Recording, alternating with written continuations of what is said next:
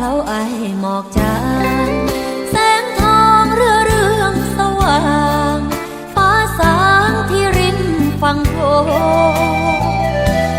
นกร้องเพลงรับขวัญอรุณฟ้าโลก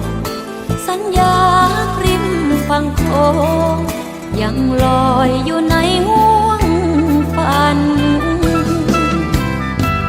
สวนผักฝั่งน้ำเมื่อยามรุ่งเช้าแววหวานเสียงแคนไผ่เป่า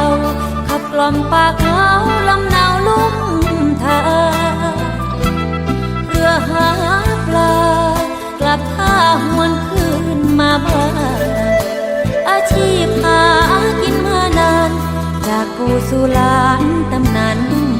น้ำแม่น้ำมูลลากระแสไหลลงแม่โคงดังใจฮักอายไหลส่งสู่ลำน้ำใจงามคำหวานคันอ่อนอ่อนที่อายอ่อนฮักปากคำบอกทางบอกใจให้จ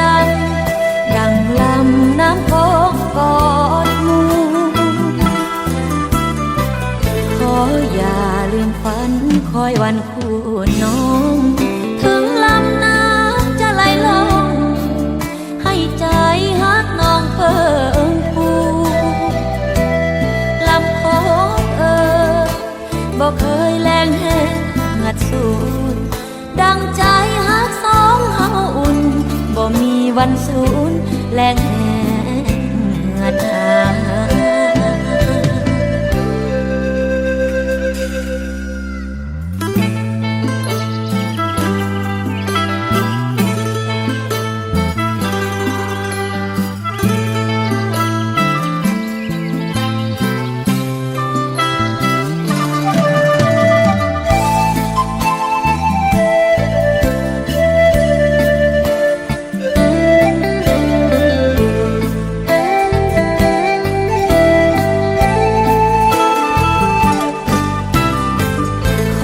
อย่าลืมฝันคอยวันคู่น้อง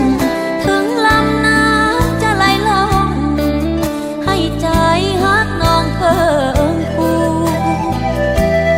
ลำโขงบอกเคยแรงแห้งงัดสูดดังใจฮักสองเฮาอุ่นบ่มีวันสู